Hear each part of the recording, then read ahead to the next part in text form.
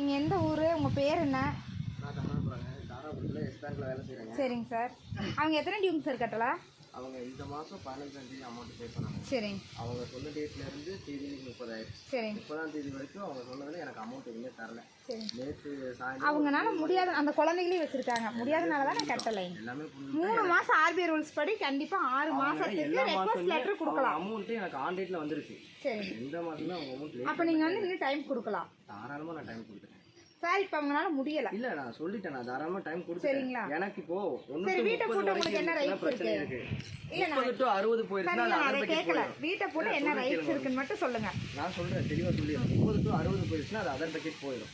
Other பக்கெட்டுக்கு வேற team வருவாங்க. எனக்கு 30 டீமுக்குள்ள இருக்கிறத மட்டும் என்ன ஃபாலோ பண்ண சொல்லுங்க. நான் அவங்க டேட்ல இருந்து அந்த டேட் அது எல்லாமே ஓகே விட்டுருங்க. அதை இப்போ நீங்க வீட்டை போட்டா என்ன ரைட்ஸ் இருக்குன்னு மட்டும் கேட்கறேன். இல்லை இவங்களுக்கெல்லாம் எதுவுமே தெரியாதுங்கிறனால வீட்டை பூட்டிட்டு போறேன்னு